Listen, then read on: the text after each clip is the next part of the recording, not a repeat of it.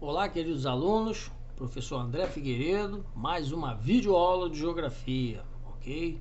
O espaço geográfico industrial no Brasil. Na aula de hoje a gente vai tratar um pouquinho do processo de formação da indústria no Brasil, né? O que nós chamamos de industrialização brasileira, ok? Então vamos tratar um pouquinho desse fenômeno, né, e desse processo que se consolidou, né, um pouquinho tardiamente no nosso país. Ok? Então vamos lá. Né? Primeiro, sobre a industrialização brasileira, a primeira ideia que nós temos é que ela foi uma industrialização tardia. Né? Por que uma industrialização tardia? Né? Isto é, aconteceu tardiamente, né? Atrasada, né? Com 200 anos de atraso. Por que 200 anos de atraso? Se a gente considerar, né, que a indústria, de uma certa forma, né, ela surge lá, né, na segunda metade do século XVIII, em 1750, né, na Europa, lá na Inglaterra, né, com a primeira revolução industrial, né, o surgimento da máquina a vapor, isso em 1750, ok? O Brasil ele só vai se tornar uma economia industrializada, né? Isto é, o país só vai ter o seu parque industrial consolidado em 1950.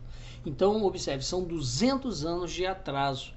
É claro, né, que não significa que não tivéssemos indústria durante esse período, né? Mas a consolidação do processo de industrialização no nosso país ele vai acontecer com 200 anos de atraso. Né? 1750, o surgimento da máquina a vapor, a industrialização, a revolução industrial, né? 1950 no Brasil, 200 anos aí, ok? Por que a gente considera esse um processo, né? Porque inicialmente existiu uma proibição, né? Aqui no Brasil, né? E no Brasil colônia, né? Vamos dizer assim, havia uma proibição, né? A metrópole Portugal proibia o estabelecimento das fábricas, né? Aqui, né? Então observe, né? Portugal durante o período colonial, Portugal proibia, né, a presença de fábricas aqui, né, a fim de que os brasileiros consumissem os produtos manufaturados portugueses. Então, né, havia uma lei que proibia justamente a presença de manufaturas aqui no Brasil, né, de indústrias aqui no Brasil, vamos dizer assim. Tá legal?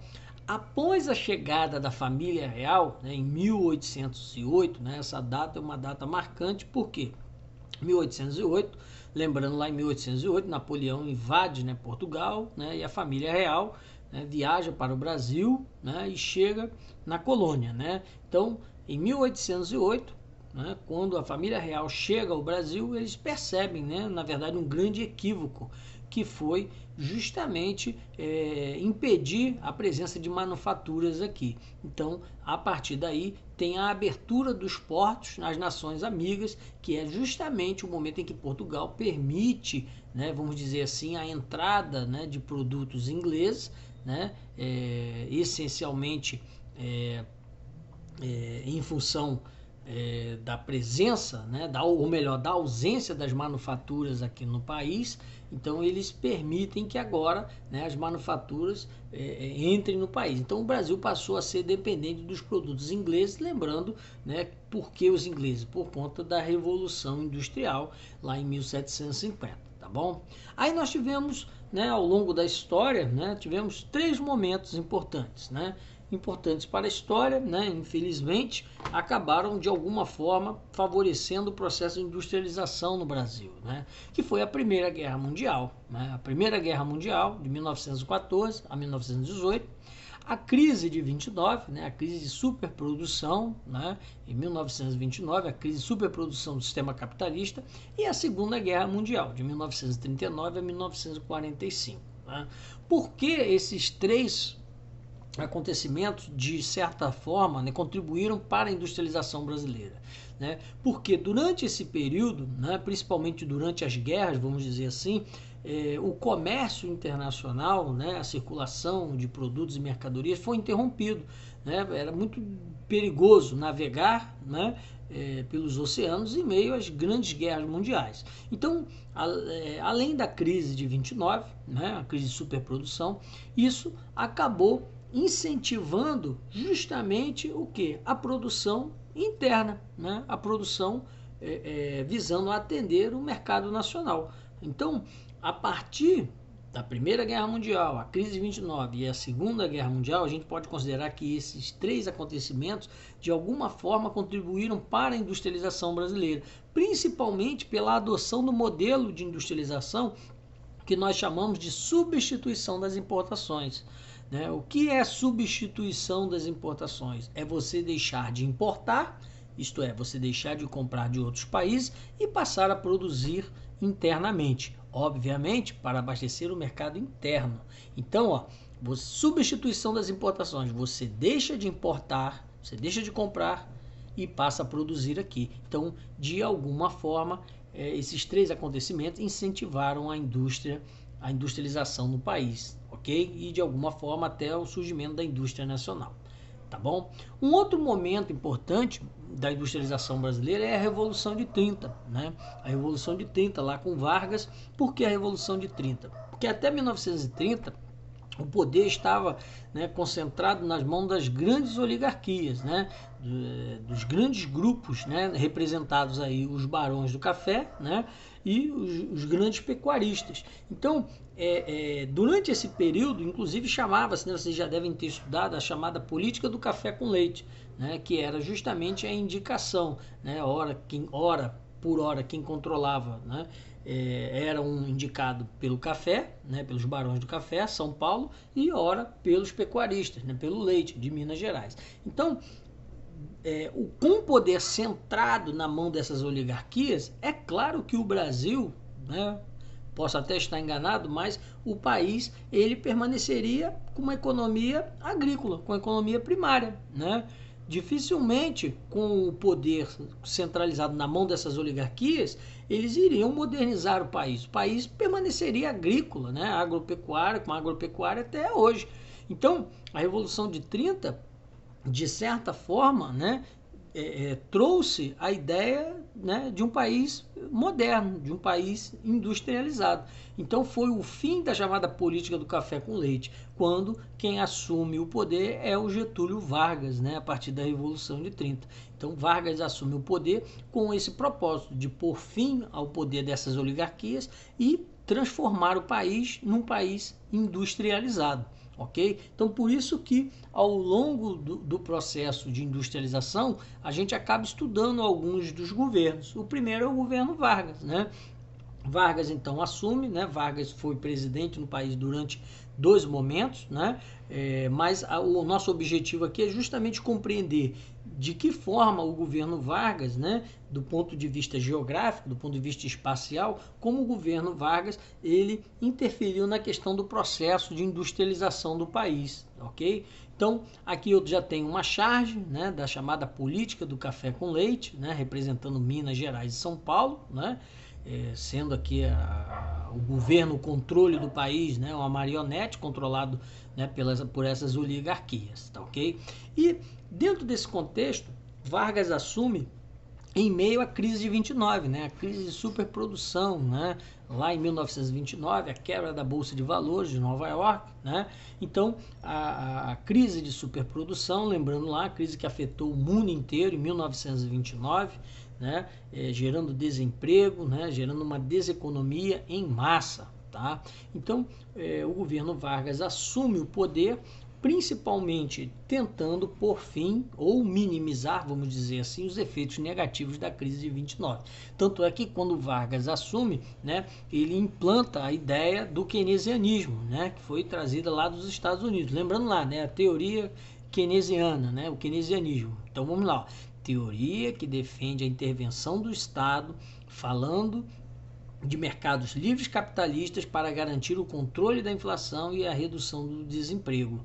Reunião das teorias e dos ensinamentos criados pelo economista britânico John Maynard Keynes, 1883, né, e 1946, que propunha a intervenção do Estado Onde? Na economia, né? O keynesianismo, na verdade, foi tido como uma solução imediata para a crise de 29.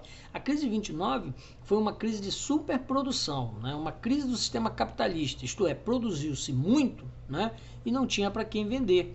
Né? Então não se tinha um controle, né? O liberalismo, vamos dizer assim, econômico, permitia que produzisse em massa, produzisse em grande quantidade, né? E principalmente não havia um controle sobre isso, tá legal? O keynesianismo, ele é a tentativa justamente de se evitar um novo colapso na produção industrial, de produzir muito, né? Produzir em grande quantidade. Então, qual é a ideia do keynesianismo? Que, basicamente, né, o Vargas, vamos dizer assim, transporta essa ideia para o Brasil. O keynesianismo é o Estado interventor, é o Estado planejador, é o Estado controlando tudo, né? O Estado controla quanto você produz, quanto você consome, né?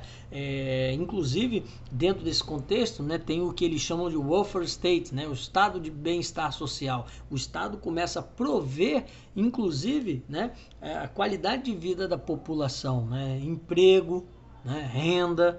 Então o Estado é o Estado planejador, né? A ideia é o Estado interventor, é o Estado que passa a controlar. É como se o Estado pegasse as rédeas do crescimento econômico, né? Das questões sociais e, durante o período de crise, quem vai controlar tudo sou eu, tá ok? Então, com base nessa ideia do keynesianismo, né? E que foi trazido para o país, né, durante o governo de Getúlio Vargas, né, o Estado ele surge como planejador, o Estado como interventor. Então, o papel do Estado no processo de industrialização do país vai ter um papel principal, justamente de quê? De montar essa infraestrutura, né? As primeiras indústrias, né, por exemplo, durante o governo Vargas, né? Não vou me ater aqui se é o primeiro momento ou o segundo, mas durante o governo Vargas, por exemplo, nós tivemos aí o surgimento da Companhia Siderúrgica Nacional, né? A CSN, né?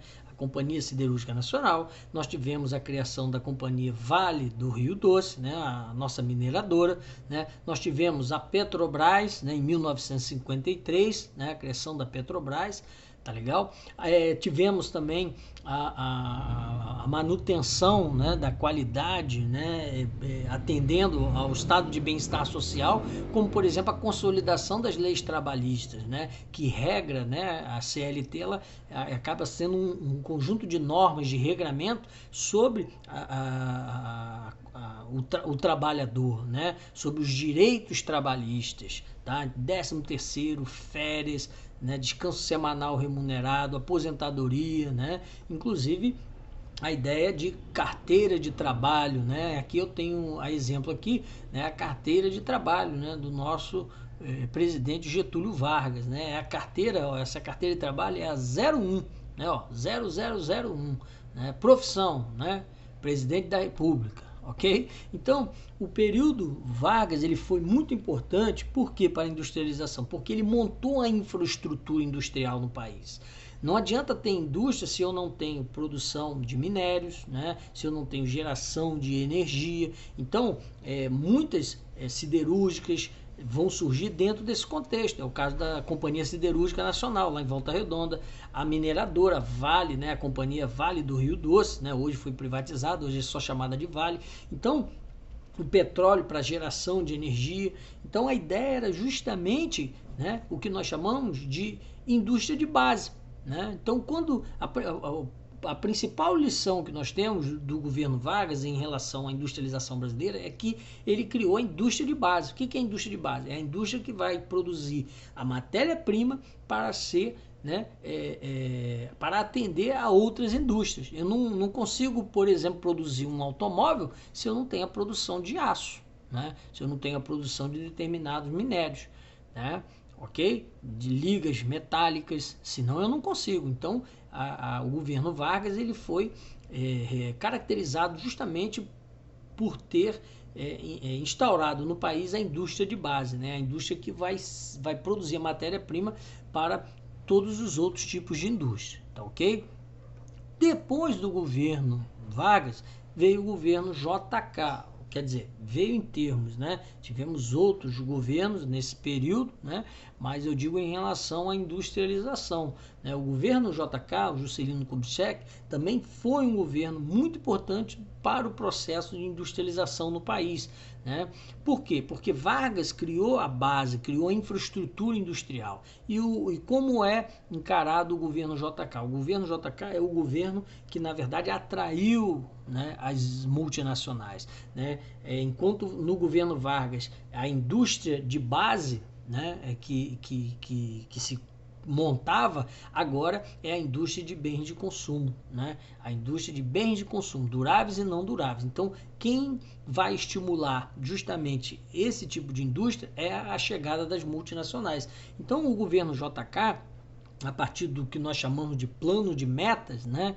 O que foi o plano de metas? Um plano audacioso de fazer o país crescer muito e crescer rápido. Tanto é que o slogan, né, do plano de metas é 50 anos em 5.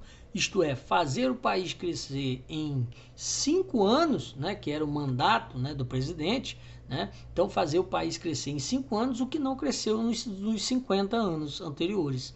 Então, esse slogan marcou muito bem a ideia do investimento, né, da atenção que se teve à indústria. É claro que esse processo de industrialização ele foi pautado no uso do tripé, né, econômico, capital nacional privado, capital internacional, e isso deixou, né, como herança, né, uma dívida, né, externa imensa. Tá? Mas o processo de industrialização brasileiro foi pautado justamente nesse tripé: capital nacional estatal, capital nacional privado e capital internacional.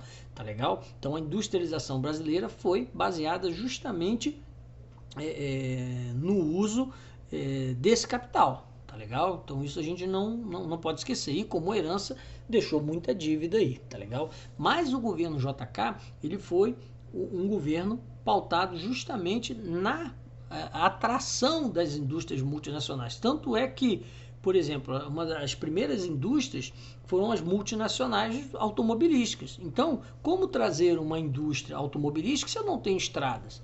Então, ó, tá ali, ó, principais estradas, né, da meta rodoviária. Né? Governar é abrir estradas. Esse lema, ele, né, tomou décadas, né? Governar é abrir estrada. Então, a construção de Brasília, né? A transferência da capital, né? Que inicialmente foi lá, Salvador, depois Rio de Janeiro, né? E na década de 60 foi para o interior do país, né? Brasília, a ideia era irradiar, né? Até mesmo as rodovias atendem a essa nomenclatura, né? Rodovias radiais, né? Partindo de Brasília, né? O centro do país, né? Então você consegue de Brasília rodovias para qualquer outra região do país, né? Então construía-se rodovias no meio do nada, né? Durante esse período, tá legal? Então esse período JK ele foi muito importante.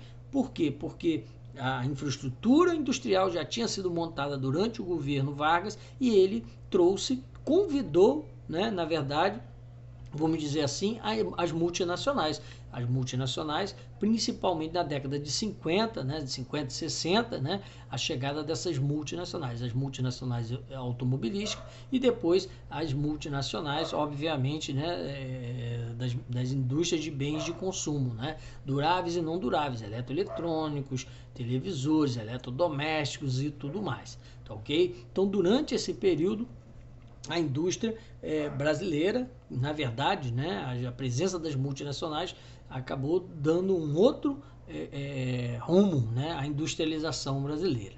Tá legal? De lá para cá nós tivemos outros momentos na política nacional, né? Tivemos aí a ditadura, né? Durante o período da ditadura, a industrialização atendeu aos interesses, né, de grupos privados e grupos multinacionais também, tá? Mas a ideia principal é compreender que o processo de industrialização no país, ele historicamente, ele teve concentrado no Sudeste, né? Até mesmo porque quando a gente fala da industrialização brasileira, a gente não pode esquecer que o capital cafeeiro, né, o café foi o grande financiador da indústria brasileira. Então as primeiras indústrias, as primeiras ferrovias, na verdade, foram todas instaladas, implantadas no país a partir do capital cafeeiro, né? O café teve uma importância muito grande dentro de todos os ciclos econômicos, tá? Então, historicamente, historicamente, a indústria esteve concentrada no Sudeste, tá legal? Isso historicamente, em detrimento das outras regiões. A partir de um determinado momento, a indústria, né, lembrando que a indústria, a localização industrial está ligada ao que nós chamamos de fatores locacionais. O que são os fatores locacionais? São os fatores que explicam a localização da indústria, né? A indústria, ela hoje, principalmente a indústria hoje, quando ela quer se instalar numa determinada região, ela vai em busca de vantagens locacionais, né? Qual é a vantagem que eu tenho? Mão de obra, né? Barata, proximidade do mercado do consumidor, infraestrutura de transporte para o escoamento, infraestrutura energética, né? Então, esses são os fatores locacionais. É claro que esses fatores locacionais eles mudam com o tempo, né? Mas a ideia principal é justamente que, a partir da existência de novos fatores locacionais, a indústria ela vai em busca de novas vantagens locacionais. Há um processo que nós chamamos de desconcentração da atividade industrial ou descentralização industrial, já que a indústria estava concentrada no Sudeste. Há um momento em que a indústria ela se desconcentra, ela se espalha, ela vai em busca de novos fatores locacionais, né? Inclusive dá origem a um termo chamado guerra fiscal. O que é a guerra fiscal? É quando os municípios acabam disputando entre si a localização de uma indústria, né? Por exemplo, uma indústria quer se instalar, né, dentro de uma determinada área geográfica e os municípios ficam disputando, né, entre eles quem é que vai receber, quem é que vai conseguir atrair essa indústria para o seu território, né? Então, a partir daí começa uma guerra fiscal. Que guerra fiscal é essa? O município A, ele dá isenção de IPTU. O município B, ele dá isenção de IPTU e cria uma infraestrutura de transporte para o escoamento da produção. O outro município... Então começa uma disputa, começa uma guerra fiscal de isenção de impostos, principalmente e dando subsídios para atrair essas indústrias, né? Então isso é uma questão que precisa ser estudada, planejada, né? E replanejada, porque às vezes a indústria vem e não atrai, não cria muito emprego, né? Não gera uma economia de aglomeração, tá? Mas são questões que precisam ser discutidas aí. Então, nesse mapa aqui, a ideia central, né, é justamente a gente compreender, aqui, até 1969, a indústria estava localizada no Sudeste, cada um desses pontinhos aqui, né, seguindo a legenda aqui, representa uma concentração industrial. Então a gente percebe que até 1969 a indústria esteve concentrada no Sudeste, tá legal? Aqui, nos anos de 1990 até 2015, olha como é que a indústria, na verdade, começou já a se dispersar, né, melhor dizendo, se dispersar pelo território, não esteve mais concentrada no Sudeste, começa a se espalhar, ok? E aqui também, mais para frente, observem que há uma indústria que acaba se interiorizando, acaba sendo atraída, né, para outras regiões. Então acaba havendo o que nós chamamos de desconcentração da atividade industrial. A indústria hoje ela vai em busca de novos fatores locacionais, ela vai onde tem mais vantagens. Exemplo clássico, a indústria automobilística. Olha aqui essa sequência aqui, o mapa da indústria automobilística no Brasil, né? É um processo de descentralização da indústria automobilística, ok? Então, 1980, olha aqui, em 1980, na década de 80, olha onde é que estavam as indústrias automobilísticas, né? A indústria de automóveis. Estavam aqui. 2006, observem que há uma dispersão, né? Há uma dispersão, tá ok? Mais recentemente, né, 2015, 2016, olha a indústria automobilística onde está, né, se dispersa pelo território, né, vai em busca de novos fatores locacionais, né? E para a gente aqui ter uma ideia, né, de como é que está hoje a indústria automobilística, ela acaba constituindo aí, né, grande parte do nosso território nacional. A indústria, né, principalmente as multinacionais, elas chegam e vão em busca dessa guerra fiscal, de isenção de impostos, de subsídios, né, de vantagens locacionais, ok? Então, tudo bem? Até a próxima aula aí.